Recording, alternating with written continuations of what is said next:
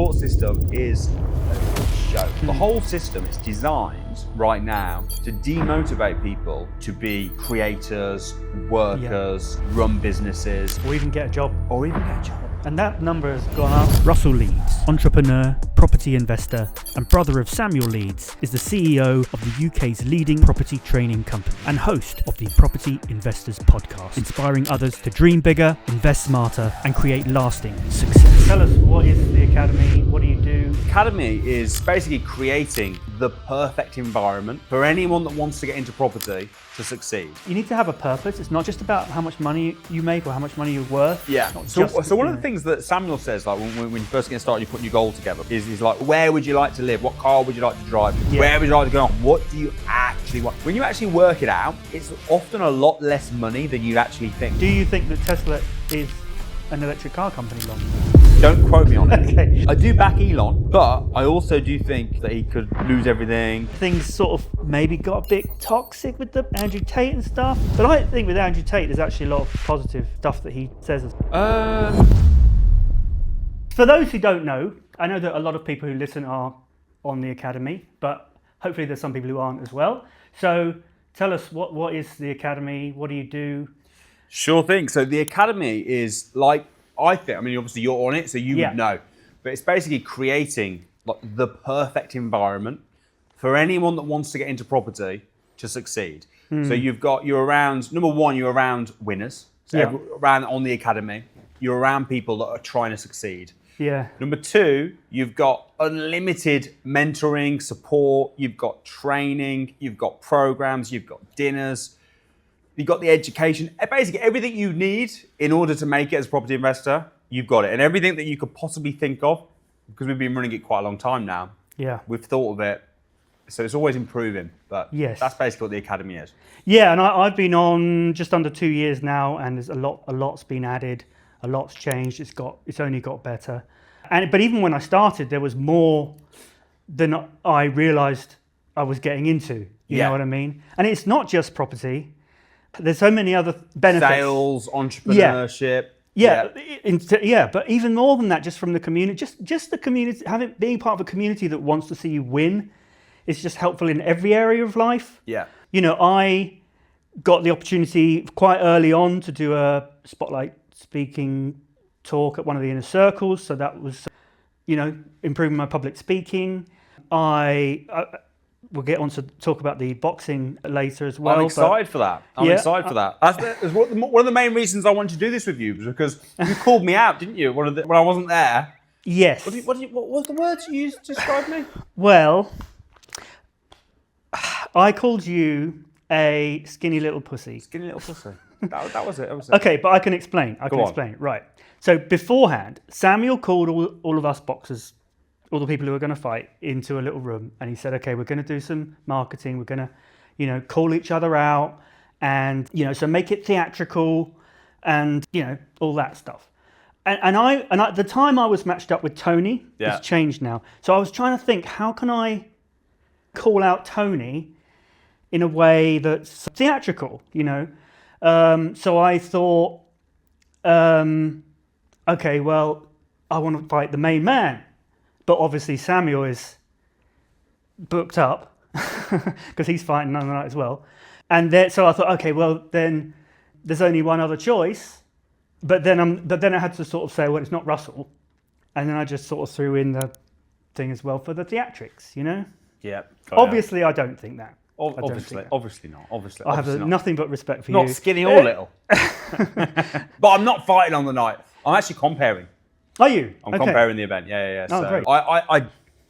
The first time we did it, I was going to fight, and I injured my wrist and it literally I couldn't lift weights probably for a year. I just thought, you know what, it's not worth it to get the injury. So I do gym, I do sport, but I'm not fighting on the night. We'll get back to the interview in a moment. First, do you ever feel like the system is designed to keep you broke while the rich get richer? Well, we're here to help you flip the script. Our podcast, a newsletter, breaks down the 4 phases of wealth. Ditch bad debts, make your money work for you, take smart risks, and systemize for true freedom. If you want tips and exclusive content to build your wealth, click the link in the description to join our newsletter and take your first step to becoming self-unemployed. Yeah, well, that was the other thing, you see, because I know that Tiffany fights. Got to know Tiffany well from the Sunday socials. But we never see you, so that was why I sort of called you out, because That's fair. You're the only one of the 3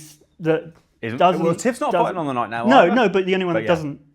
Or Box. as far as we know, doesn't box. Have you ever? Well, like you said, you have done it a bit. I did a little bit when Samuel first got into it. So I've done a bit. I've started with Samuel and stuff like that. But no, it's not like I play football.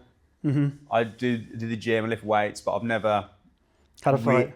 Never really, other than sparring. Yeah. I've never had a fight or anything. No. But would you consider it? Or you said you might in the. I'm not totally averse to it. I'm kind of open. For me, it's the injuries that sort of like when I first ran, when I was training for it, and then I hurt my wrist. I was like, is it really worth it to fight? I'm not that bothered, and now I'm out for a year. I can't use my wrist properly. If I do it again and get another injury, it's like kind of the risk and reward type thing. So I'm not totally averse to it. I quite enjoy sparring with where it's, where I'm not going to get injured. But light sparring, yeah. Yeah, because as I said, I was going to be fighting Tony. Now I'm fighting Jag. And it was literally the next day after the dinner when Samuel sent me a voice note to tell me.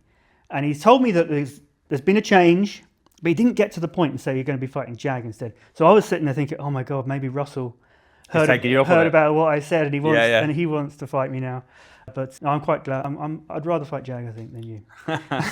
Unless you want to fight next year, maybe. Maybe. Well, we'll see what the audience says. Okay, so as I was saying, there's so much more to the Academy than just property. I've had the opportunity to improve my public speaking.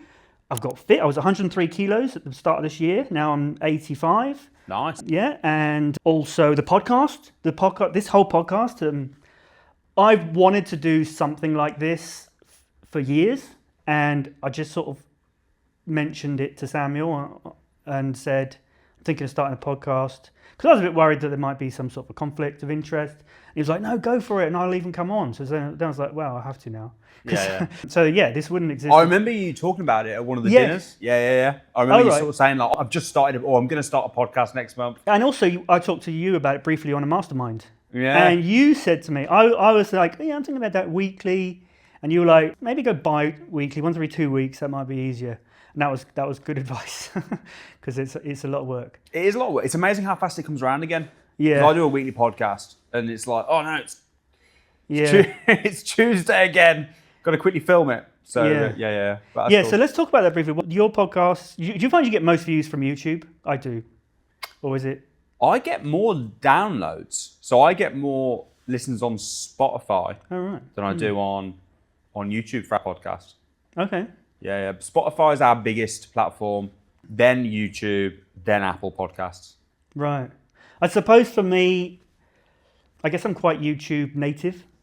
So that's been my focus. And I've just sort of chucked the stuff on Spotify when I get the chance. So maybe I need to look into it more. But it takes a while to build up. It's just the same with starting anything new. Yes. When you first start putting it up there, you'll get, I think Spotify as well is more consistent. So with YouTube, you might have the odd video. So I'll get I'll do a video on, especially if I do stuff about, the one we're going to do tomorrow, we're going to talk a bit about the renters' rights bill, because obviously the King's just signed off on that. Right. So we're going to be talking about that. Now, anything like sort of topical like that sometimes spikes on YouTube. Yes. Whereas podcast on Spotify is a lot more consistent.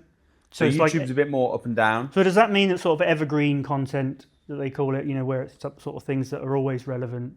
Seem to work well. I think, the podcast, you kind of have listeners that will, sort of loyal listeners, I suppose, that will listen to it every week. Whereas on YouTube, people will dip in and out depending on the topic, depending on the video. But the nature of your content, though, because it's topical, a year from now, some of it will still be relevant, but some of, if you're saying the renters' rights was just passed, a year from now, that's not really news anymore. No. Well, it's definitely not news. It probably will still be relevant in terms They of might what have changed changes it all are. again. I mean, they've been talking about it and changing it for years. They have. Well, interestingly, I was actually researching for it, because I was researching for it earlier, and I looked back 6 months ago, because I when they first sort of announced it, or a year ago, whatever it was. Yeah. And to be fair, it's pretty similar. Now, it hasn't changed much in terms of what they're saying. It must be more than that, because Labour had been in for a year, and it was carried over from a Conservative originally. Renters reform originally, wasn't it? Yes, and now it's renters' rights. Now it's renters' rights, and they've tweaked it a little bit. But yeah, I mean, it's one of those things, the renters' rights, some of it sounds quite good in theory, but it'll be interesting to see what it's like in practice. Yeah. Because like relying on the court system for all evictions, when you know how slow... Have you ever been to court? No, I haven't, fortunately. Yeah. But I've been to court quite a few times, running a business, dealing with thousands of tenants, dealing with thousands of customers. It's inevitable, right? It's inevitable. The court system, whether I'm defending, whether I'm the one taking them to court, the court system is a joke. The amount of times, even for small cases, the amount of times on the day it's been cancelled. I'm there now. And then you get there and they go, oh no, we have lack of judges. We haven't got any judges. Yeah. So why is it booked it? Like any other, if it was a company, they'd go bust. People go, I ain't paying for this. Yeah. This is the problem. That's true with so many things in the government, isn't it? It's the problem with everything with the government. Yeah. Everything that the government, it's like the NHS. Yeah. You know, I know we praise the NHS and got free healthcare and stuff, it's great. But if the NHS was a business, if they were private, if you had to pay for it when you went there, private hospitals would compete against it, the NHS would go, it's rubbish. The service is terrible. The court system service is terrible. My dad was recently in hospital, and he was in the JR hospital in Oxford.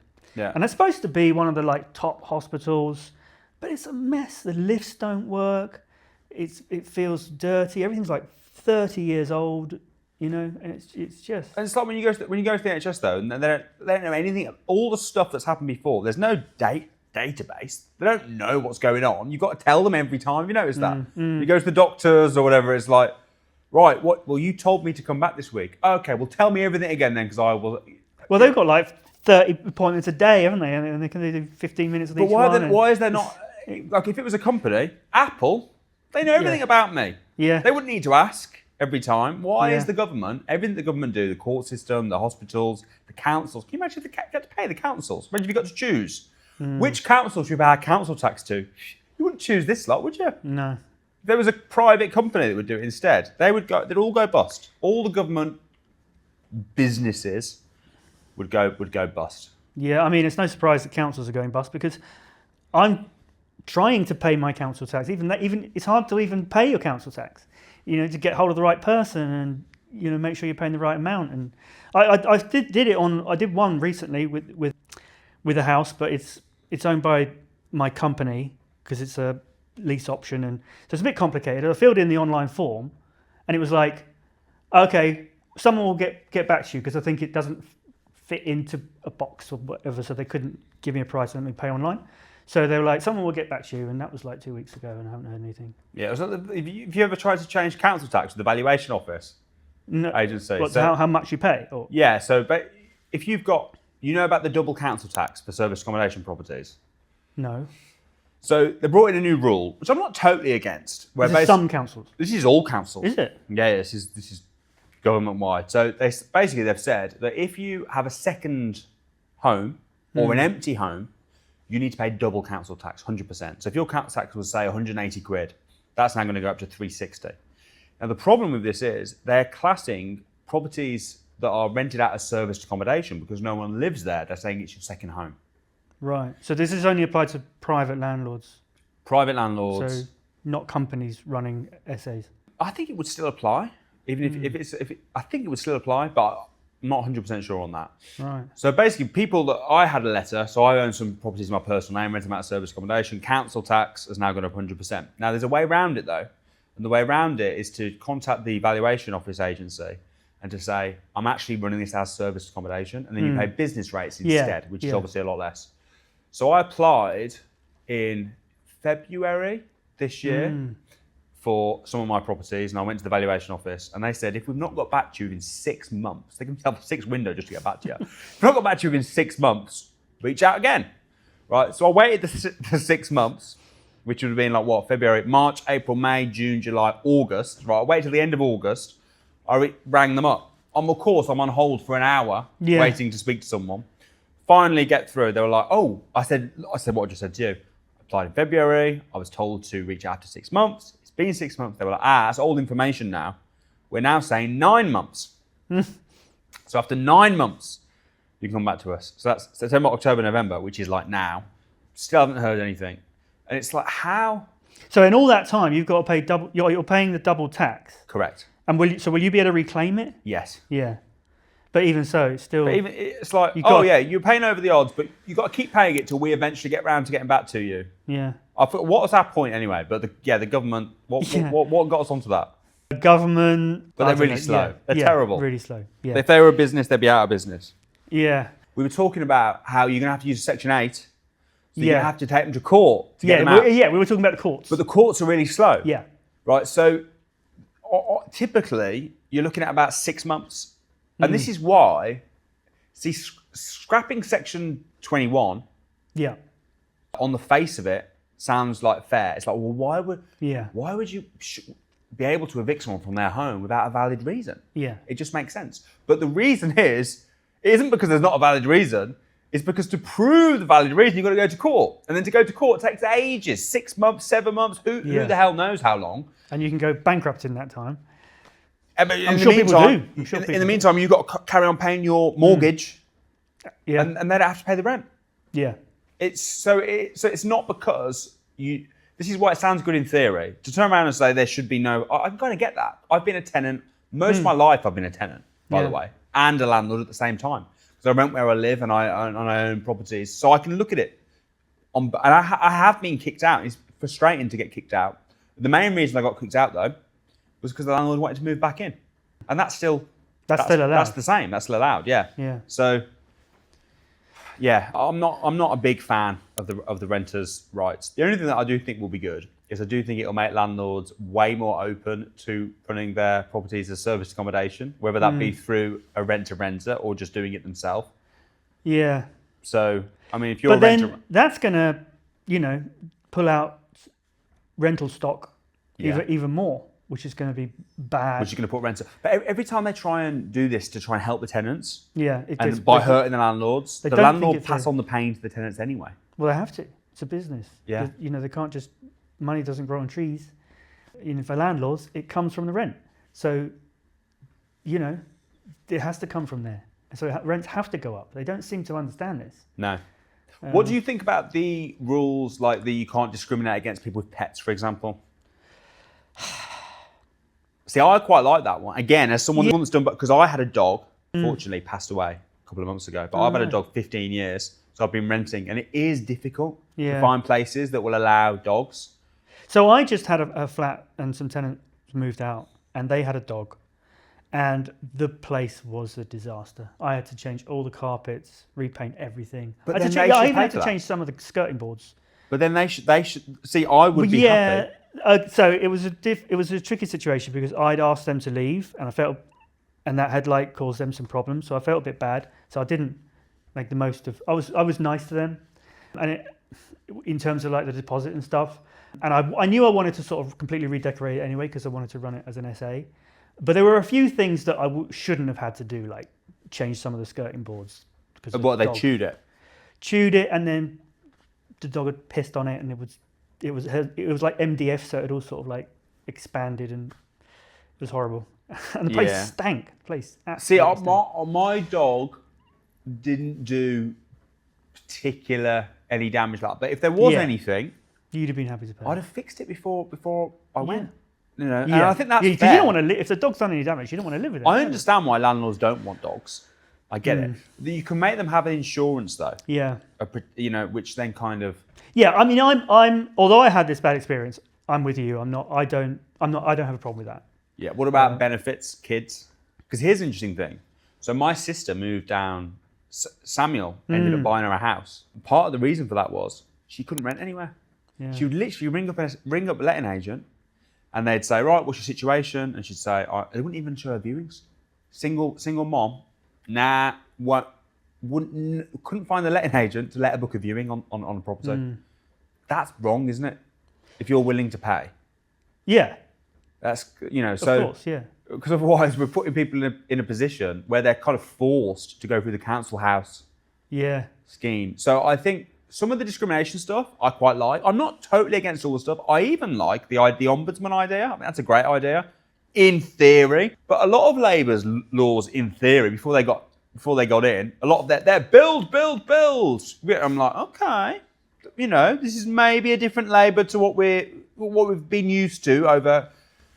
Because they haven't been in power for how many years were they not in power? 14 years or something? Yeah. So you're like, okay, maybe they're a bit different, but they're just not at all. They're exactly the same as, all their rules in theory that sound decent are just terrible. So we don't build. They sounded like, I think they were making promises about loosening up planning laws to encourage building, but I don't think any of that's happened, does it? No. And no one's even talked about it since they got into power, as far as I'm aware. Well, accepted planning applications have gone down since they got into power. So if anything, it's been the opposite. Now you might say, well, that's not their fault. That's because people are putting in for less planning. Yeah, but why is that? Yeah.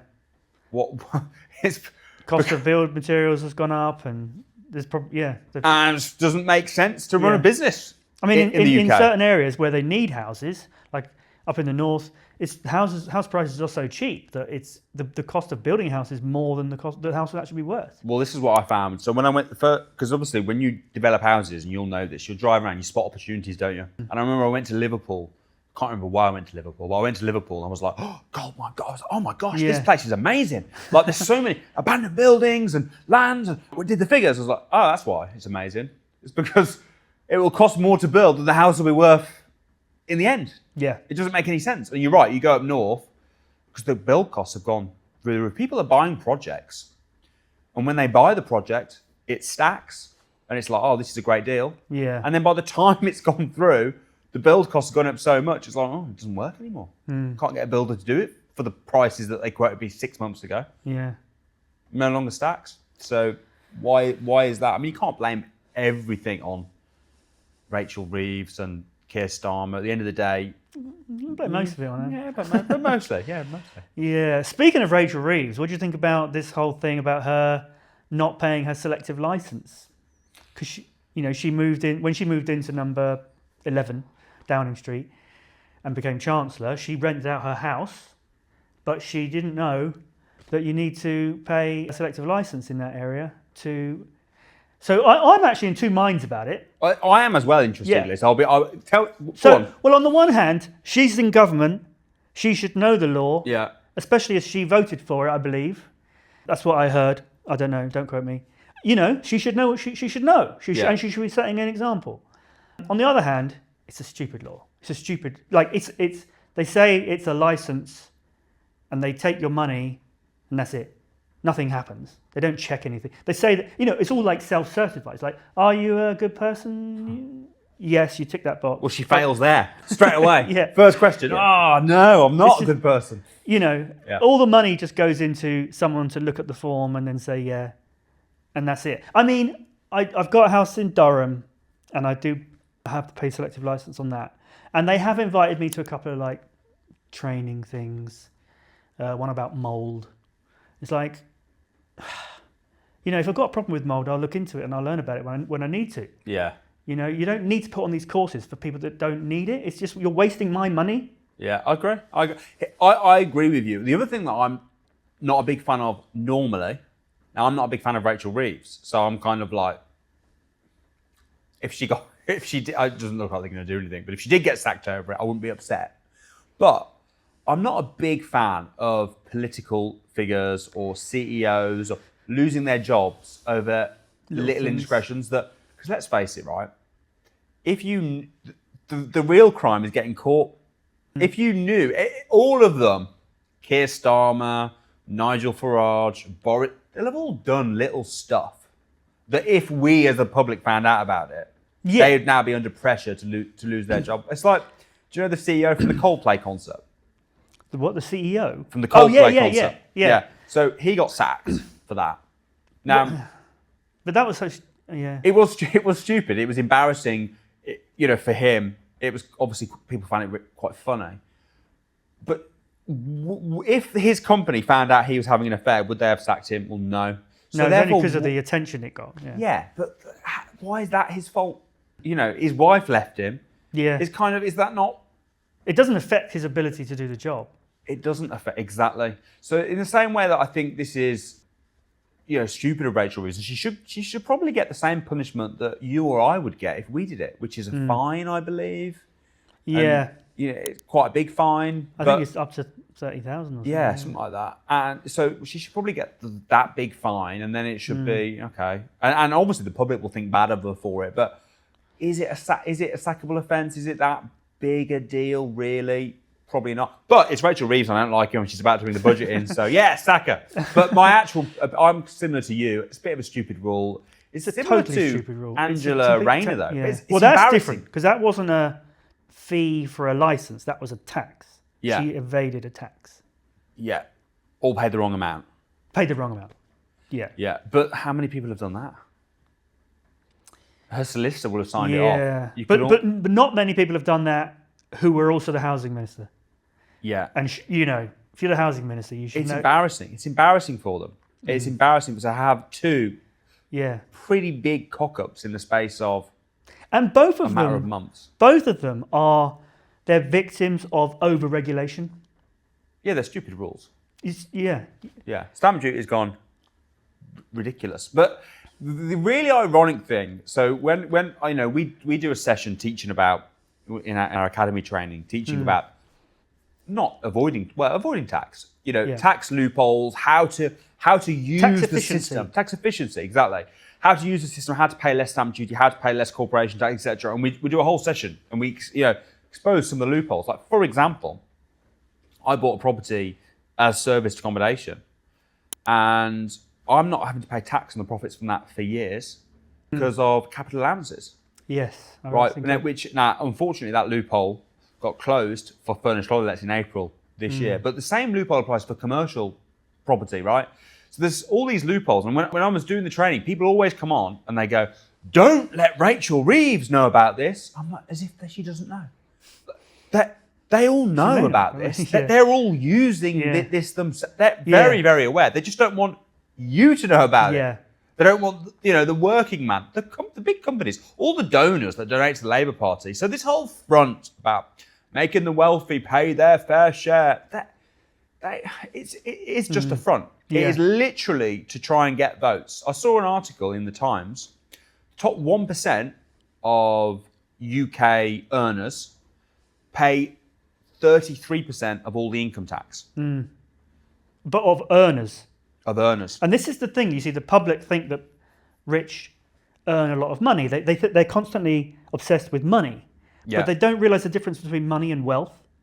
And not all Well, this is why they want to introduce the wealth tax, which I'm totally against. Because the problem with the wealth tax, and again, all the ideas that they float around, it's hitting the wrong people, right? So they're talking about a wealth tax on property. So if you own a property over £2 million, you'll pay an annual wealth tax on, which is annoying because this property is worth over £2 million. That's going to hit me, right? So which is frustrating. But it's also going to hit loads of people that live in London and the southeast that are now retired. They're not earning any money. They've worked hard all their life to buy a house that they probably bought for 300 grand, how many years ago. Yeah, and they'll probably try and sell it, and then no one will want to buy it for 2 million.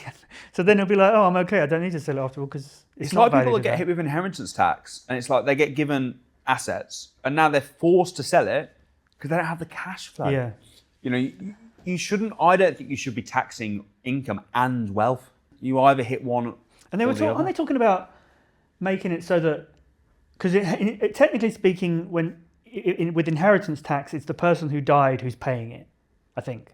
And now they're talking about making it so that it's them who's paying the inheritance tax, and you also have to pay income tax on that, which is ridiculous. Inheritance tax is money that's already been taxed. Yeah.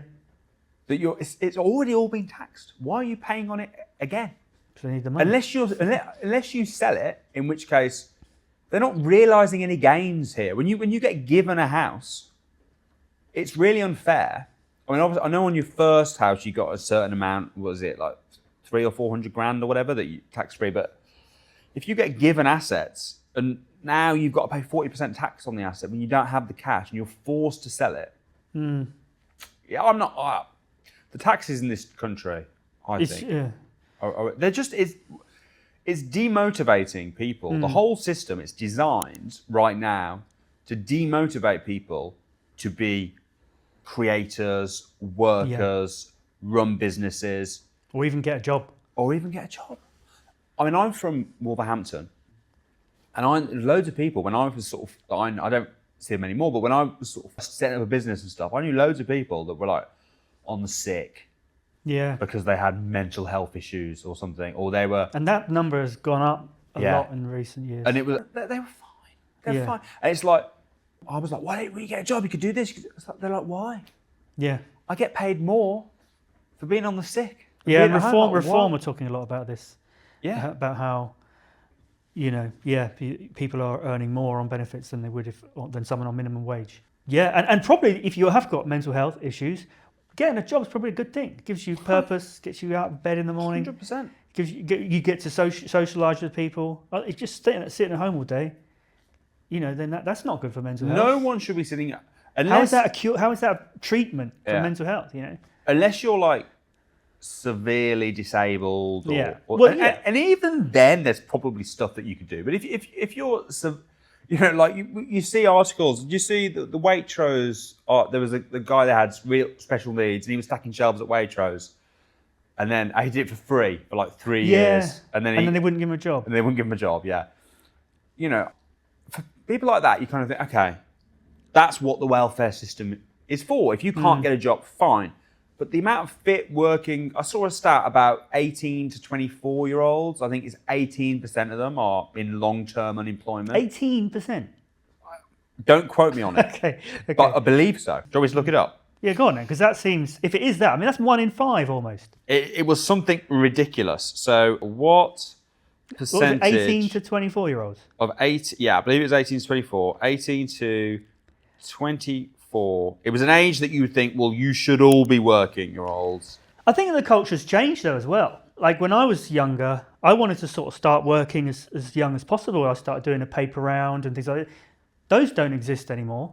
14.5%. Okay. Yeah, so still high. Super high, yeah. Yeah. Crazy, isn't it? If you think like a class of 30 kids, they should all be working. That's 5 of them. Unless they can't, I mean... And this is why you want more entrepreneurs, because to create the jobs, because when I first left school when I was 16 and I got a job working for my dad, but it was like 2-3 days a week and I got paid 25 quid. So I was like proper broke. And I remember going and looking for another job and I would literally want to, Subway, but being a waiter. I was like, I really struggled to get an interview, let alone get a job. I think I got 1 interview. I've only ever had 1 interview in my life to get a job. And I didn't get it. So it was a real struggle. And I ended up going to college. So when was this? So this is 20 years ago. So, okay. I would have been 16, so I'm 36 now. Yeah. So I'm about 10 years older than you. And so in the mid-90s, when I was doing the same thing, it was a lot easier. I could go to a temp agency, say, here's my CV, and like they'd give me a job there and then, or give me a choice almost. I mean, it was temping and stuff, so it was temporary, but it's still a job. But right? some of those led on to permanent employment. If I wasn't bothered about what I was doing, if I specifically wanted to work in a specific, then it would have been a bit harder. Especially because back then I wanted to get into the film industry, and that's sort of super competitive. But that's a whole other thing.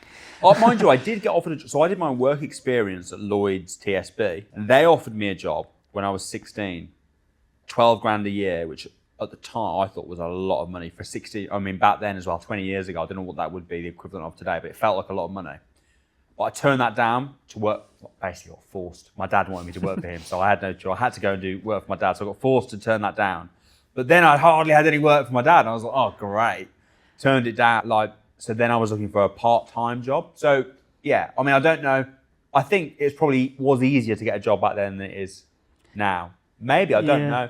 I found... But, it's so hard to run a business now, especially in the last year since they increased the national insurance contributions. Yeah. I think that's that is just so poorly thought out because it's not, they're actually, I believe they're actually making less revenue from national insurance since putting the national insurance up.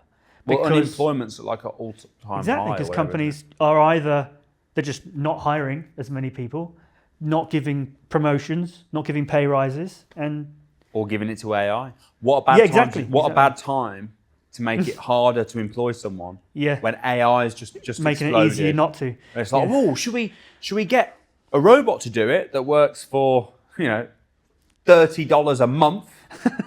That will do all this stuff, or should we pay an employee? You still need the employees. I don't think AI is going to take a lot of people's jobs, but I think it will take well, it already is, I think. Yeah, it will take a certain type of person's job. Yeah, certain It doesn't replace humans, but it replaces tasks.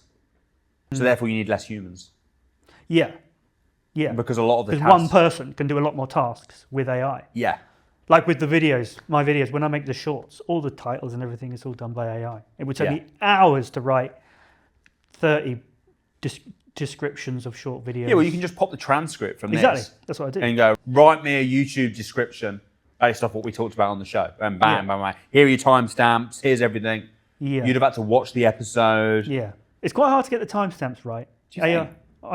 I've struggled. Have you got a technique for that?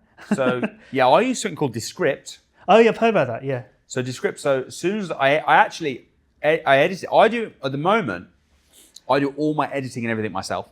Really? Yeah. So I'll pop it I'll do it on iMovie. Okay. So literally put it on iMovie, and then just once it's finished, I put the whole thing into Descript. It transcribes it, it writes the YouTube description, it puts your timestamps in, and then I'll just go and tweak it. Yeah. Yeah. But yeah, cool. it does. Have we mentioned the name of your show? We talked about it earlier. So it's very simple. It's just the Property Investors Podcast. Okay, check it out if you are on YouTube, which you probably are, or wherever you are. Spotify, you say you get most views on Spotify. Yeah, if you want to listen to it on Spotify. If you're interested in property news, what's going on in the world of property, then yeah, check it out. Short episodes, probably. How long's your average episode? About an hour. So mine are about half an hour. Now you're doing most of them, you and your wife. Yeah. That's sort of evolved because you used to get other people involved. Is that? So it actually started. Yeah, I used to do it with a guy called Alistair. I mean, about 7 years ago. So we did it up until COVID, and then we stopped. Then I did it a little bit with Ricky. Yeah. Then we got ad hoc guests in. Yeah. But I've been doing it with Anna pretty much exclusively now for just over a year. Yeah, it's working well, I think. I like because you've got a good and we work together on the property business anyway. Yeah. So the stuff that we're talking about, we'd be discussing anyway. Because we talk about, when stuff happens in the news, we're looking it up, we're chatting about it anyway. So we're just like, well, rather than, the whole idea of it was to be like, imagine if you just had two, originally when me and Alistair did it, the vibe I wanted to go for was, if we're just two friends sitting at the pub, having a chat about property, and we're filming it. Yeah. Now, similar, but we film it here, and it's just like me and my wife talking about what's going on in property right now. Yeah, and it works well. I watch it religiously. So yeah, and it's good because another one I watch is Property Accelerator or something. James. Yeah, I know who you mean. Can't think of his surname. The trouble. Give it a tickle. Yes. Yeah. His one is great. I love what he does, but he makes more. Sometimes he makes more than one episode a day, I think, and it's just with something like the Renters' Rights Bill, that. It's just change. They first started talking about it 2 years ago. Yeah. So, and any change, he makes an episode about it. So you end up with hundreds of hours of content, most of which is not true, is not ending up in the real thing. So it's a bit better for it to be less frequent. Because with things like that, I feel like you don't need to know every little tiny thing. When it could be a year or two away. Yeah. And then it changes. Yeah, so exactly, it's like, this is what might be happening. Yeah. Right. You don't need to know what might happen 2 years from now. You need to know what is going to happen in a month or two, or maybe 6 months. Yeah, or at least what is going to happen. Yeah. Even when how long have we been talking about scrapping Section 21? Yeah, years. Years. I remember people saying to us on our training, "Oh, you need to update your training. You need to update your training. And I'm like, chill. Chill. This was probably 3 years ago. You take out Section 21. No, Section 21 is still a thing, right? It's still a thing today. Even now, the king has given the royal decree or whatever. It's only for new tenancies, and it's only for when this comes in at some point in 2026. Okay. So even if you start a tenancy now, it doesn't. Right now, if you start a tenancy, you can still do Section 21. Yeah, it's on the old, some of the old rights. So if you've signed a tenancy, if you're renting somewhere, because someone said to me, I was in a 2-year contract, now I'm not. I was like, no, you are. The contract that you were in, you were still, they're not going to change contracts that you've signed. That's still, it's only new stuff moving forward when it actually comes in. It's still not come in yet. So any existing tenancy, if you're a landlord, who the hell knows when it's actually going to come in? So you mentioned the training and the academy. Let's talk a bit more about that. Obviously, I'm on the academy. We talked about it. We talked about how it's so much more than just property. Yeah. But it's gone through some. There's been so many changes, but there's been a big load of changes recently. Yeah. Let's talk about that. What are the main changes that have happened? So what? Just now? Talking about the I'm talking about the scrapping the crash courses and the live training. Yeah. Things are going a bit more online. Yeah. And obviously that's a new thing that I don't have any experience of with that new financial freedom challenge course thing. Yeah. So I don't know about that even though I'm on the academy. Right. So I'll fill you in on some of the changes. So we obviously used to run the crash course, which we would run 3 or 4 times a month. Across London, Manchester, and Birmingham, typically. And we did that every month, and we have been doing that similar ever since COVID. Obviously, we took a break during COVID because we weren't allowed to run live events. And before that, we used to run bigger ones and just do 1 a month. So that basically a version of the crash course now. I mean, me and Samuel teamed up in the end of 2017, and he's been running that. I think I went to the first one in like 2015, I want to say, 2014, the first ever crash course. Back then it was a 500 quid 1-day program. 500 pounds for the crash course? Yeah, so it's evolved over time. So yeah, it's a big change to go from doing that. But the beginning of this year, we started running webinars alongside the crash courses because I think it's a case of just moving with the times. I personally, I do love the live events and going to the events and everything, but we were finding more people were attending the webinars than were attending the events, and the events were dwindling and the webinars were getting bigger. So it's just a case of, I think, adapting to the demand of what people actually want. And there are also now, the other thing that's grown a huge amount this year is the inner circles, which is some live, Well, we do a lot of live stuff within the academy, So we do a dinner once a month, where all the academy members come down, have a dinner. We used to just do 1 a month. Now we're doing, sometimes we'll do one big one. Yeah. And then we're doing some splits. So we do it like this month, for example. Are you going to one this month? I'm going to the London one. Going to the London one, just to keep it the exact same as what it's always. Is that your most local? Well, actually, I'm in Oxford. So actually, Birmingham or London would be about the same. I'm going to the Birmingham one. Yeah. So this month, I'm going to the London one, which I think is going to be run by Tony. Yes. And I don't know if we talked about the boxing. You're scouting out. We're scouting out. You're not fighting him anymore. I'm not fighting Tony. Yeah. So I think it'll be. But we did have a bit of a spar yesterday.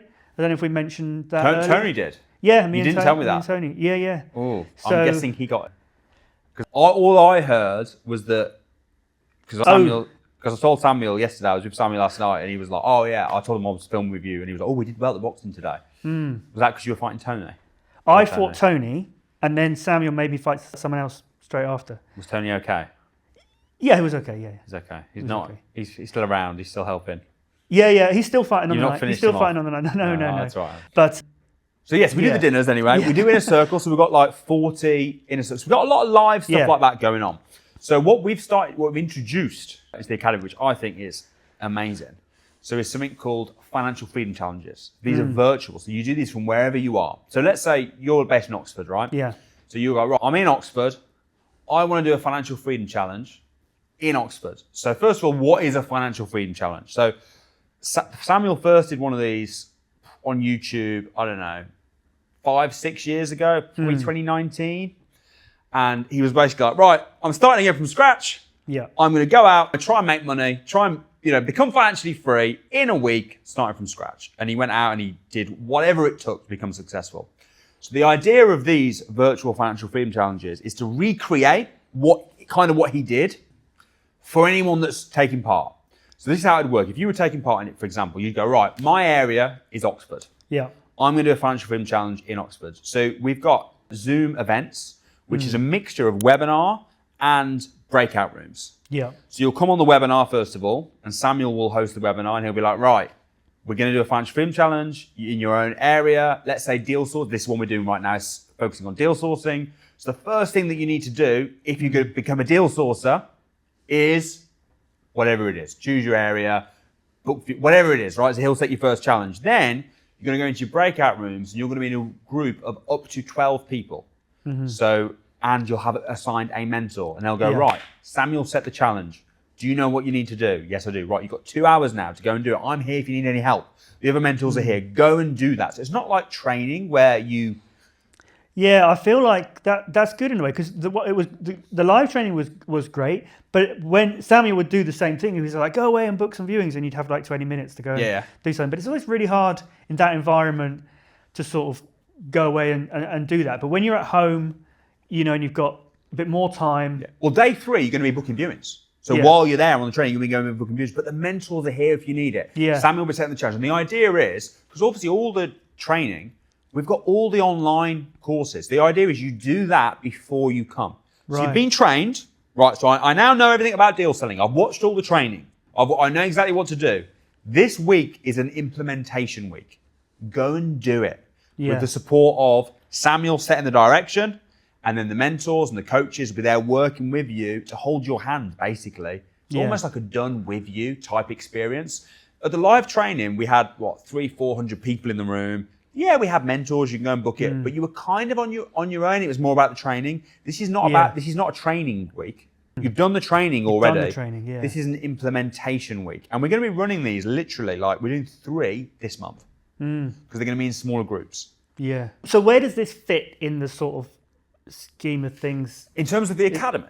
Yeah, is this the people don't, it's not that people do this on the first thing on the academy I would do this first. No, if I signed up for the academy, the first thing I would do, the first thing you get on the academy is a business plan.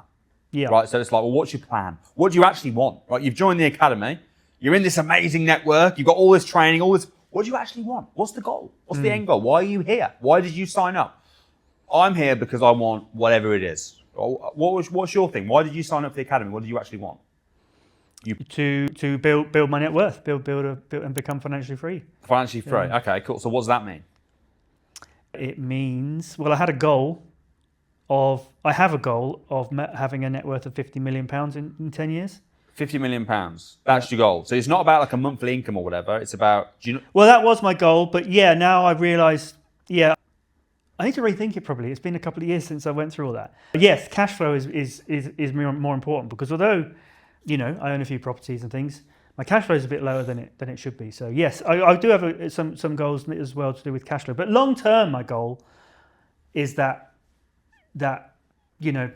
is more wealth rather than money and cash flow. Okay. Why 50 million? Just 'cause it's got a nice ring to it. Yeah. Is that bad? Well, I would say if I was starting, I mean, 50 million's fine as a goal, great. Also because although it seems like a lot of money, it also seemed achievable if I worked hard. Yeah.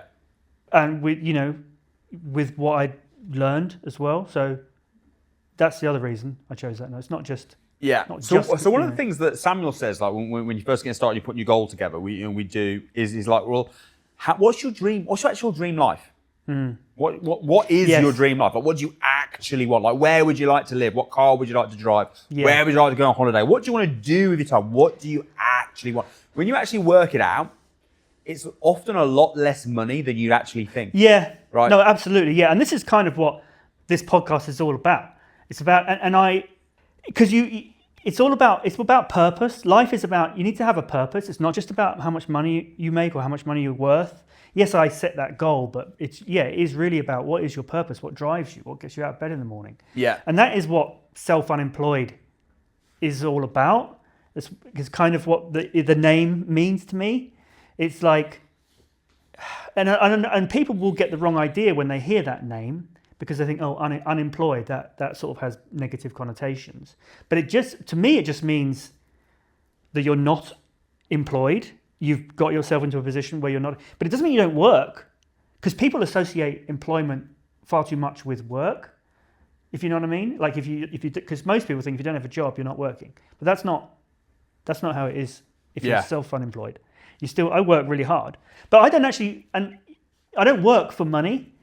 I work when I'm not making money, and then because I work on making a system, because I'm trying to systemize everything with my portfolio and my service accommodations, and when it's working well and I don't have to do anything, that's when I'm making money. Yeah. But it's when it goes wrong, that's when I need to work. So I never actually get paid to work. I get paid to not work if things are working right. Do you know what I mean? Yeah. If you systemize it correctly, it should just happen. And that's the goal for me. Yeah. But one of the goal of the business. But in terms of those bigger life goals. But if you were what your dream life? So for example, right, like you might come up with a figure. It might be 20 grand a month. Yeah. Which doesn't sound that much. I mean, it's obviously a lot for a salary. But it's not like that much. But it's difficult not difficult. You could spend whatever you want. But if you've got 20 grand a month, for example, you could live in this house is about 7 grand a month. So I've got a G-Wagon, I've got a brand new Lotus Emira sports car. They're probably about 3 grand a month between them. And then go, well, what else actually is there? And it's like, actually, if you've got 20 grand a month, you kind of can live certainly in the top 0.5% probably of what people live in or know. So if you then got that figure, it's like, well, actually, that's not that much. That's not actually that difficult. If you know the property strategies, it's not that hard to achieve that. I mean, how many people are on the academy are making 20 grand a month? Yeah, quite a lot. Quite a lot, yeah. So it's actually not that hard. So, okay, that's my figure. Now I know what I actually want. Then when I live there, I can live in the house I want. I can drive the dream car I want. I can go on holiday to the dream places every year that I want to go to, or whatever it is that you want. So you work backwards. So you start there, okay, so how can I actually do that then? What strategies? And that's the beginning of it, I suppose, is then, well, here are the strategies that I need to do. This is what I need to do to get that. And that could be your first goal. Then your next goal might be, well, now I want to make 30 grand a month because I want to save 10 grand a month because then I want to buy this or that, or the other, or whatever it is. Yeah. No, it's definitely, really good to think about the cash flow and things. And I don't know if you've ever heard of the FIRE movement, which is it's all about saving into index funds and stuff like that until you get to a point that they call the crossover, where, because if you're building a net worth not in property but in index funds, you could sort of take out 5% a year of what you've got, and it would go up and down a bit, but it would last technically forever because the stock market's goes up 10%. 10% a year. So you're covering, so if you take out 5%, you can do that indefinitely. And when you think what is 5% of, or how much would it need to be for you to sort of live a normal life and not have to work? And, and it's a lot less than people think. If you said to people, how much money would you need to have to retire? They're probably going to say a few million. Whereas actually, if you've got 1 million in a index fund, you could take 50 grand a year out of it forever. Or even you got accounts right now, that pay 5% interest, haven't you? Even if you didn't put it in an index fund. If you had 1 million, you're making 5% interest on that, and you're just literally spending the interest. The trouble with that is, though, inflation over time would mean, you can still take out 50 grand a year, but that 50 grand every year is going to be less and less. Yeah. And your million is obviously going to be shrinking. Yeah, but it depends how old you are, right? No, but the million's going to go up because you're not taking, it should go up by 10% a year or 9-10% a year, and you're only taking 5. But your actual stocks will be going down, wouldn't they? The amount of stocks that you owned, if you bought an index fund, it would because it's going up 10% in value, I suppose. But let's say, for argument's sake, you had 10. Keep it really simple. If you own 10 stocks just in one company, like in say Tesla, for example, and it was going up in value, it's still only be 10 stocks. So if you took out 5%, now technically, if you had to sell, because you'd have to sell a whole share. You can just sell bits though in index. Yeah, you can. Yeah. If it's in an index fund. But technically, what I'm saying is, technically would be losing the number of stocks that you own would surely be slightly going down. Just the value had gone up. Yeah, because the value is going up, then the number that you hold is going down. But that doesn't really matter because it's still worth more. Yeah. Yeah. So this is interesting. What do you think? Because I've done quite well in my ISA and through stocks. I own Tesla shares, you just mentioned. But you guys are obviously all in on property, or at least in your training. Yeah. But I do think there's a lot of value in understanding the benefits of ISAs and pensions and things. I use an ISA. You do, yeah. I use a stocks and shares ISA, and I put 20 grand a year, which is the maximum now. And they're talking about reducing that. I know. 'Cause apparently most people only use 10 of it. But I put 20 grand a year, and I pretty much right now everything's in the S&P 500. Right. So I have toyed, and again I'm doing this as like, it's a very, very, very, very small part of my portfolio. I'm 99% all in on property. The main reason I actually got into it was because I've got two daughters who are 9 and 11, and they obviously can't buy property, but they can buy stocks. Yeah. So I'm teaching them to invest. So when they get their pocket money or Christmas money, I'm like, right, how much of that do you want to spend, and how much of it do you want to put into your junior ISA? I thought before I get them to do it though, I kind of need to at least to sort of have an idea of how it all works. Yeah. But I'm doing all right actually. So I have done my return. I bought MicroStrategy. Is that the Bitcoin? Yeah. Yeah. And that. So I'm up 20.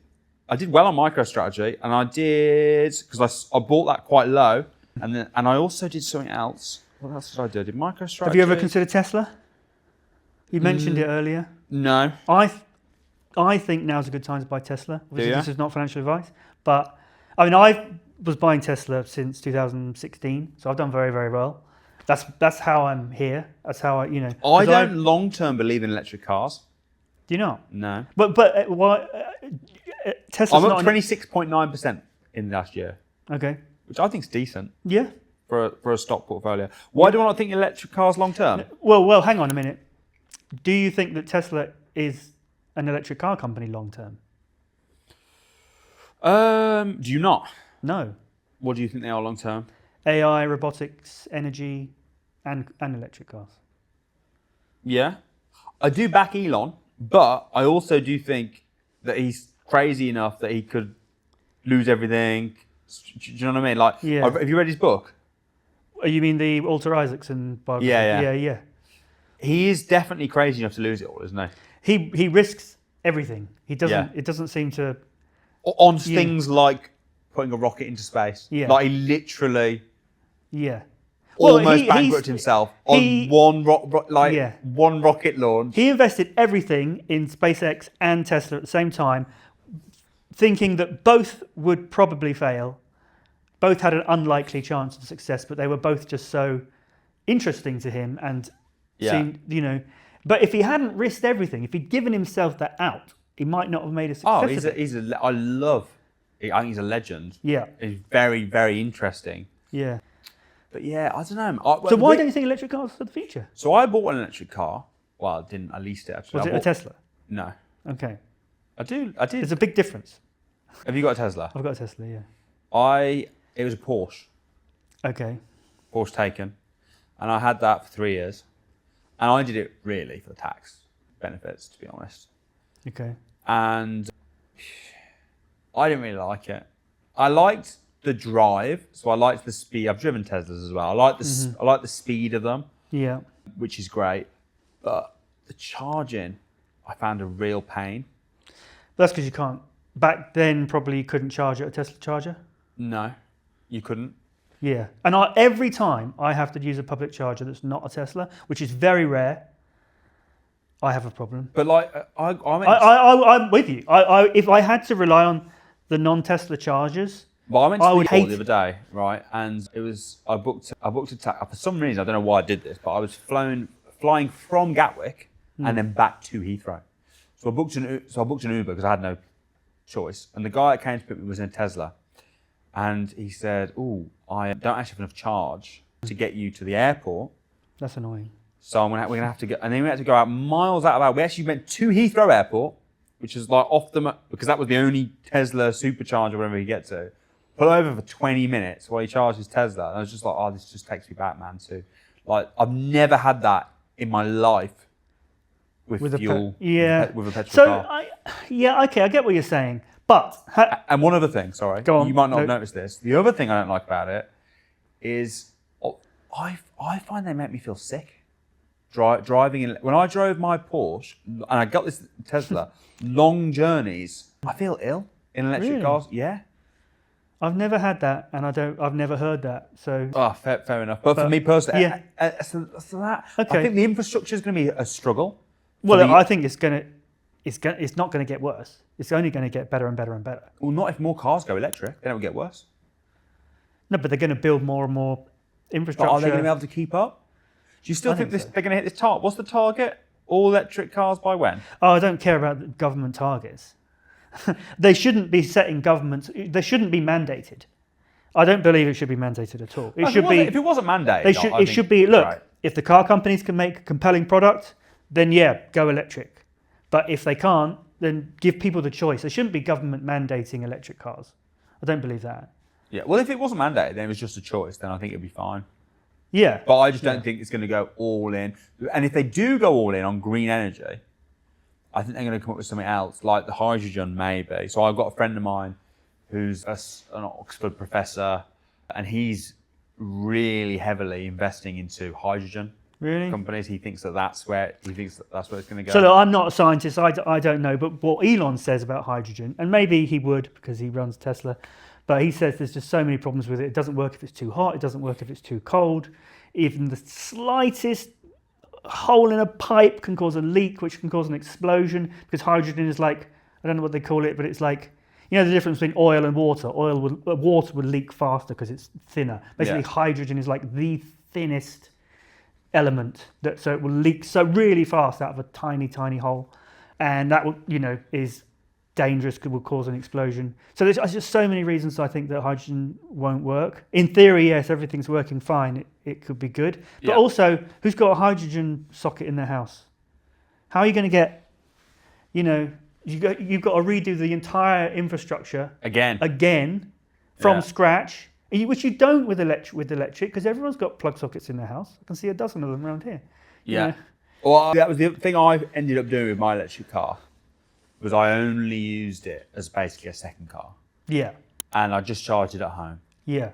And then I never ever charged it out. Well, that's the thing. You see, it is a mindset shift. You do need to, but it's not that it's harder. It's not that it's worse. It's just different. If you just charge it at home, it's fine. Yeah. I was just like, I had a 240-mile range. I was just like, I'm never going to drive it more than 100 miles, ever.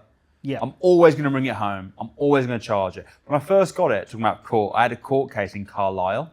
Okay. And I took it to Carlisle. Oh my gosh, man.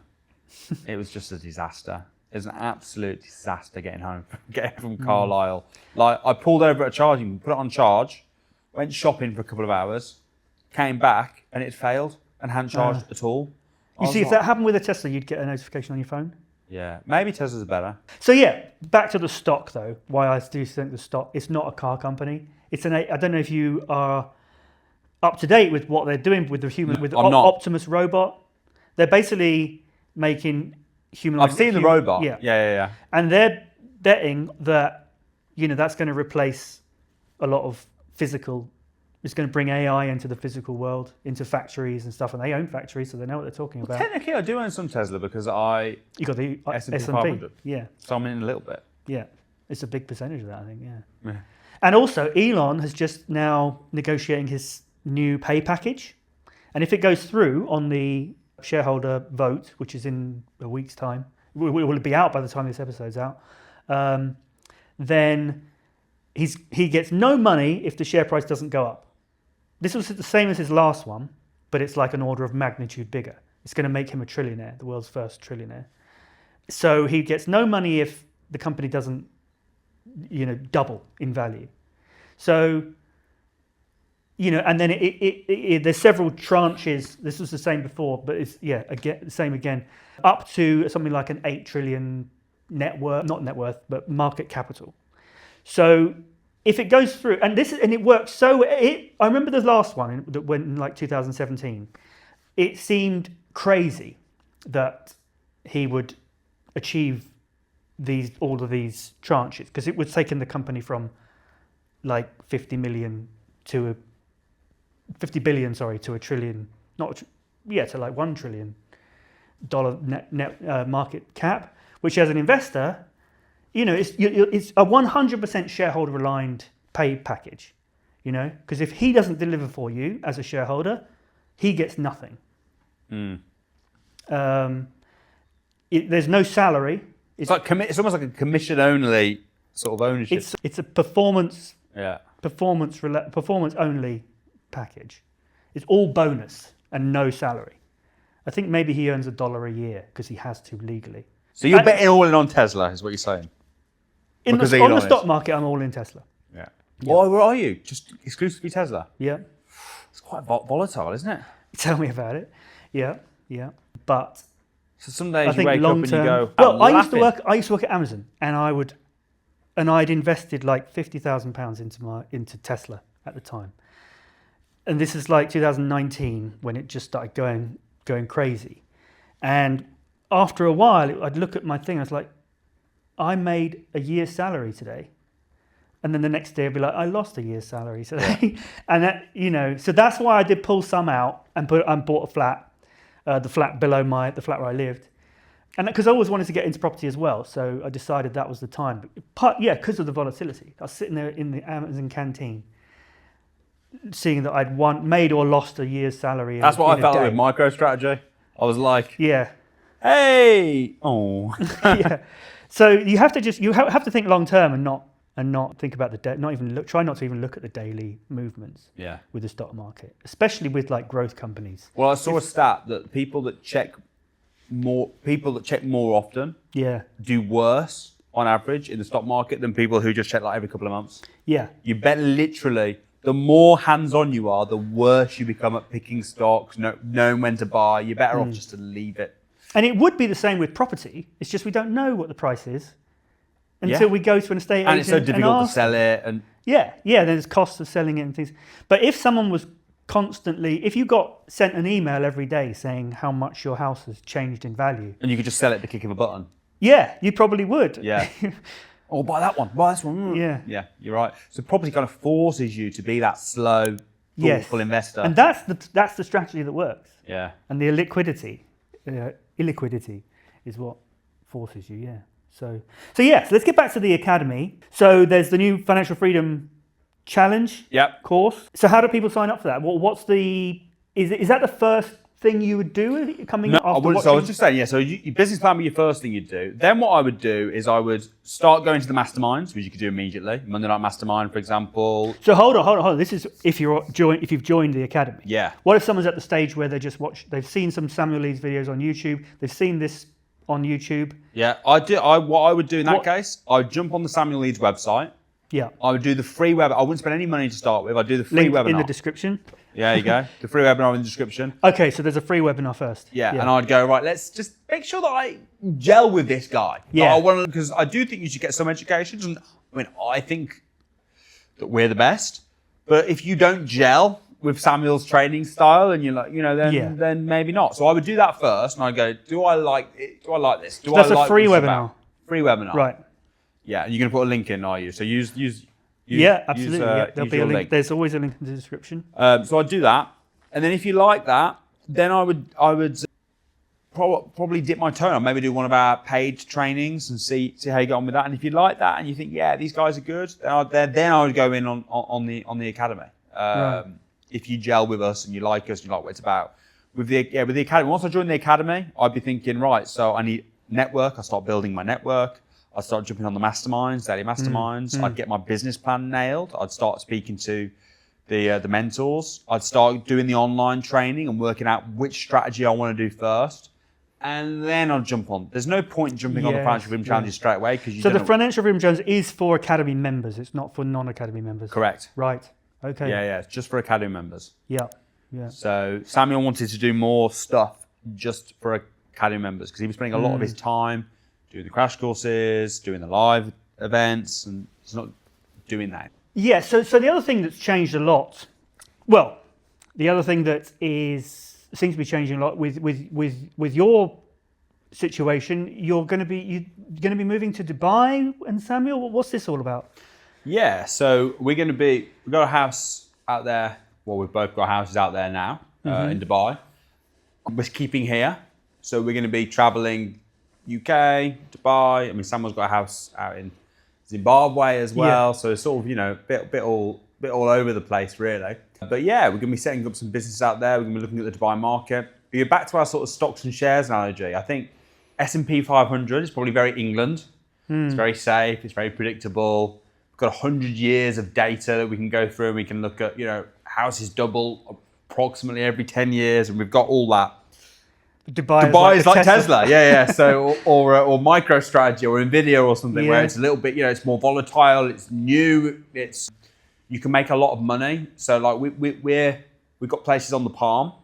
So they're building a new Palm. Yeah. Palm in Jebel, I think it's called, which is a bigger one. And there are properties on the new Palm. I was chatting to an agent, we were over there a few weeks ago, and he was sort of saying, there's houses that would be 60 million AED on Palm Jumeirah that you can buy off plan for like 20. So if you buy it for 20, it's probably going to be worth at least 60 by the time it's done. So you're going to make, you can make a killing on deals like that, off-plan deals, if you're buying in the right areas, way more than you could make here. But it's got that volatility, it's got that unpredictability, it hasn't got the years of history. So I think we'll invest in both. Yeah, and then has what we were talking about before with the political situation and the rising taxes and the cost of living and everything, that's presumably playing into it as well? Not the cost of living, but the other two, because the cost of living in Dubai is probably more expensive than the cost of living here, to be honest. Okay. So that side, no, but the taxes and the way they've just got it so right in Dubai. It's quite weird, really, because some of the stuff that they do in Dubai to an English person who's very westernized and used to our way of living and stuff, you'd go, what? Give me an example. So one of the things that surprised me, and it took me a little while to think through what I actually think of this. We're so used to here, if someone moves to England and has children, let's say someone moves from France. Yeah. To keep this, politically wouldn't be accused of being racist, right? But let's say they move from France and they have kids in England. Those kids, we would see them as English, right? Yeah. Even though they were born to French parents because they were born in England and they'd have an English accent and we'd say that they're English. They might never have been to France. Yeah, exactly. Whereas, obviously, we're living in Dubai. Yeah. If my kids live in Dubai their whole life and have kids in Dubai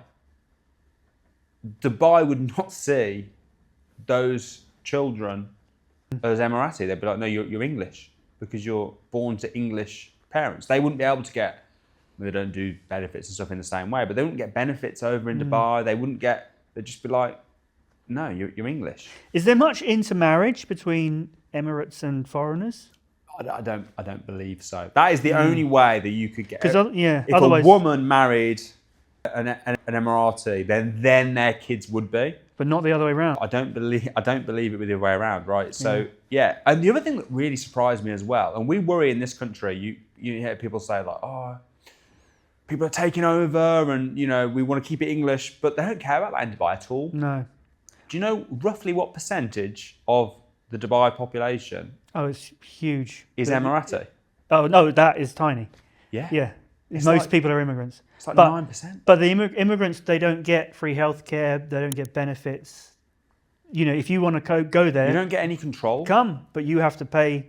You have to pay your way. It's right. Yeah. It's correct. It's how it should be, and we've got it. But I found it a bit weird at first. I was thinking, whoa, that's kind of like, that's crazy. But then when you think it through, and it just makes It's like, makes yes, sense. open the border, but don't allow people to come and be a burden on the taxpayer. Yes. Simple as that. Yeah. I totally agree with a lot of their policy. I mean, over here, we are a bit, well, not a bit, very woke. Yeah. Which I'm not a fan of a lot of the stuff that's been taught in schools. I'm not a fan of a lot of the stuff that the way our society in England is headed. I mean, the crime rate, for example, has gone up. I don't think England's a particularly safe place. It's gone a lot downhill, really. It's got a lot worse, yeah. So a lot of that, I mean, I love England. I'm a fan. I'm English. I've lived in England all my life. I do love England. But right now, I don't think we're in a great place. So yeah, I mean, I feel like we're heading down, but it's about to hit rock bottom and bounce back. yeah, That's what I'm hoping anyway. yeah. I've got some roots in South America, so, that would be I lived there for 7 years as well, so. Whereabouts? Paraguay. They're quite good from a tax point of view, Paraguay, is it not? Yeah, it's pretty good. There's like very little income tax. It's mostly like VAT. And even everyone is like self-employed, and so you have to do a tax return, and everyone is VAT registered automatically. They call it the EVA. Okay. So, Panama is meant to be very good from a tax point of view. Yeah, maybe, well, I don't know anything about it, but apparently, I've heard it's like a tax haven, isn't it? Yeah, the so Panama's Papers kind and of all like, it's like no tax. So if you're going to go to South America. Well, yeah, but Paraguay's pretty good too. And there's opportunity there in the property. There's weird things happening in the property market. Like in the last 10 years, hundreds of tower blocks have been built, apartments. And I think it's partly because of the Argentinian inflation being so high over the last few years. Not so much now since Milei took over. But because they had such high inflation, I think there was so much wealth coming out of Argentina, and they just wanted to like buy an apartment in Paraguay. And then, I don't know if this is what's happening, but maybe it seems like that was better than having cash in Argentina, because that was just like falling by 10% a month. So you might as well use it. Yeah.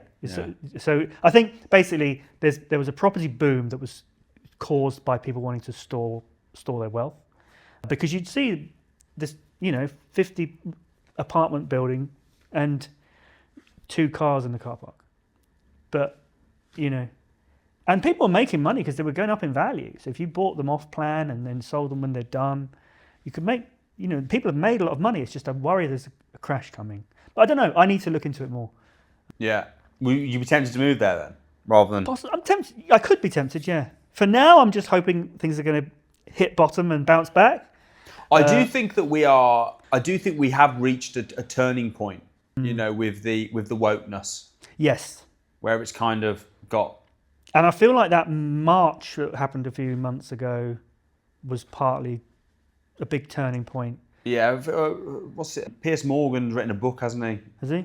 Called something like, the death of wokeism, or I can't remember the name, but there's something along those lines where he's saying that it's kind of, because we tend to do this. We tend to work in pendulum swings, don't we? Yeah. So it will be like, a very much a man's world, and it's like, women are treated badly or whatever, and then someone will go, hold on a second, and it will swing, and it will go too far the other way, and it will be like, and then you swing, and it's. I remember in the 90s, people used to talk about the 90s man, which was like a man who did the washing up and stuff, and it's like, but in the 80s, you still had housewives, and so a lot of that now is just normal. It's not nothing special about it, about being a man who does the washing up, but yeah, then things sort of maybe got a bit toxic with the Andrew Tate and stuff. But I think with Andrew Tate, there's actually a lot of positive stuff that he says as well. Well, Andrew Tate, I agree, is kind of rebelling against the wokeness that's gone too far, and it's part of that. He has to throw some punches to get listened to, because if he just said the sensible stuff, then no one would listen. But people said to me, like, even people on the academy, when Simon interviewed him, why on earth would you interview Andrew Tate? He said this, this, and this. And I was like, yeah, but... He also said this, this, and this. Yeah, if you look at, like, Ricky Gervais, for example. Yeah. Ricky Gervais is one of my favourite comedians. But he says stuff, I'm a Christian, and he disses Christianity. So yeah, he says stuff that I don't agree with as well. Yeah. I don't think there's anyone that says only, even myself. I don't even agree with everything I've said. If we look back, I was talking about this podcast. I've been in this podcast for 7 years. I could probably find stuff that go, I don't agree with that. I don't agree with this. So I might have said something in this interview that I don't agree with by the time I put it out. Yeah, yeah, exactly. So we change our minds. And we just respectfully disagree. Yeah, you might say stuff I don't like, but I agree with you. I think this is a lot of stuff. And this is why this whole cancel culture's sort of got out of hand, because everyone's getting cancelled. Yeah. Even the people who were on board with it at the beginning, suddenly someone drags something up that they said 10 years ago, and then now they're getting cancelled. Yeah. And it's like, hang on a minute, this isn't going to work. We're all going to get cancelled. Andrew Tate is basically uncancelable though, because they've tried their very best to cancel him, and he's still super famous. And he's in a sort of social media ecosystem that works differently, and that's what's. But they've blocked all his channels. He doesn't even have he hasn't even got a bank account. The banks won't let him have a bank account. He has to take money in crypto. They've basically done everything they can, which makes me like him even more. Done everything they can to try and shut him down, stop him, take away his platform, take away. The only thing left is to kill him, or take on board his points, his valid points, and make some positive change. Which is what he wants, and most people want. You know what I mean? They won't do that. But maybe eventually it will have to happen, I think. But it might not be. Eventually, might be after the collapse of civilization. Well, I mean, they've done everything to him, haven't they? They've put him in prison. They've put him, and it's weird that nothing's managed to stick. Yeah, that's the weirdest thing. It's like, if they've had so much time, so much opportunity to find something on him, and nothing sticks, like you say. It's him or Trump, the ones that I think, if I was them, I'd be like thinking, I could literally die. Like, any time you're out, you're thinking. Yeah, like what happened to Charlie Kirk. I mean, yeah, that was just ridiculous. Like, I mean, he said some things that were a bit controversial, but when you actually look at what he said, was never racist. He said some things that might come across a bit edgy, especially if you take it taken out of context. But no, I mean, it was just ridiculous. Yeah. He said some stuff that if you took the quote, like you say, out of context, you could say, oh, that appears racist. But I don't believe that he was racist. No. It's like what Samuel just said recently. He was doing a debate with a guy, and he said, black award shows are stupid. Yeah. That might seem racist to some people, just that quote out of context. But when you explain, it's not racist. I mean, it's almost racist to have black award shows. I agree with you. It's like the more you talk about colour, the more you're racist. No matter what because whatever you say, We don't have blonde award shows, do we? No. Do you know what I mean? We don't have white award shows. No. And that would be seen as racist. So why is it not racist the other way around? It's creating a divide, and this is the issue with a lot of stuff that is trying to be inclusive. It's like when they highlight, they do it in football all the time. They highlight the number of black Premier League managers there are, and they have rules in place. You've got to interview us. That creates racism. Yes. Because you're also, when they say things like kick racism out of football, well, as long as that organisation exists, and there's people who work for that, if it is an organisation, it's got to be. They're incentivized to keep racism going, or they'll be out of a job. On paper, there should be, do you know what I mean? I do. So you have to stop talking about colour altogether to get rid of racism. Well, I think it was Denzel Washington. They asked him, "What do you think of Black History Month?" No, Morgan Freeman. Yes. Oh dear. Morgan Freeman. What do you think of? And he said, we should stop. And I was like, he's not a fan of it. Stop talking about it because you're creating. Yeah. He said it's just another page in the regular history book. Yeah. Yeah. The more you talk about it as black history, the more you sustain racism. Yeah. And even dwelling on stuff that happened, like I've seen people come forward and say that they should be paid compensation for slavery and things like that. But lots of groups, like slave comes from the word Slavic, which was like Sort of, the Eastern European groups that were these sort of original slaves. I had a friend called Slavin from Croatia. Yeah. So I agree with you. I think just the more you focus on stuff, and we know this in business, the more you focus on stuff, the more it expands. And this is something that's so great about what you're doing with the academy. It's like what we should be focusing on is opportunity, helping people reach their potential, regardless of their colour. Yeah. And actually, when you look at the academy, it is super diverse. Oh yeah. There's black people, white people, gay people, straight people, men, women, and they all get on, and it rarely ever comes up, any of these differences, you know? Yeah. We don't talk about it. And it's not relevant. It's not. It isn't relevant. And it might have been that there was a time and a place, and it might be naivety in a way. This is my point of view on it, and I think we're from the same hymn sheet. But I don't see it on a regular. I think, if you were somewhere where there was, like back in the day, it did need addressing. But I kind of feel we've gone past that now. It doesn't, and now we just need to. Yeah, we got to the point where we need to stop addressing it in order to move on. Yeah, stop making an issue out of it, and then it might be. It's a balancing act, because at the same time, stuff does need to be addressed. So it is a balancing act. But I feel, certainly now in England anyway, I don't know what it's. It might be different in other countries. I don't know, but yeah, I agree. It's just, for me, it's just so not an issue. Yeah, and it's just it's like you say, it's just history. It's just everyone's, like you say, on the academy we're very diverse. It doesn't even cross my mind when I'm doing business with someone or dealing with someone. I don't even see it. In the same way, when someone's got blonde hair, ginger hair, brown hair, it's just not an issue to me. It doesn't bother me at all. But I do think we're probably still a bit raw, because if you look back, we all make the jokes about having, and this goes both ways, but racist grandparents. I remember my wife Anna, one of her best friends is Asian.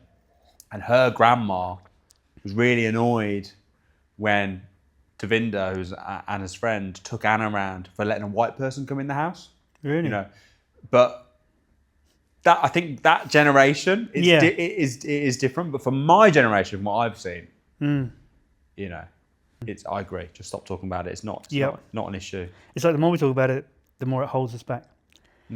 So look, I could talk to you all day, but I know you've got things to do, and we've gone on a long time. So unless there's anything else you want to add or talk about that we haven't? No. I thank you for having me on. It's been a pleasure. The pleasure's been all mine, and I hope everyone has enjoyed it and found it useful. If you have, and you're interested in the training that Russell has been talking about, remember there's a link in the description so you can do one of those webinars, and hopefully you'll join the academy. There should also be a link to come to an inner circle. I run the one in Oxford, so you can come and be a guest at one of the inner circles if you are interested in what the academy has to offer. So thank you for watching, and I'll see you next time.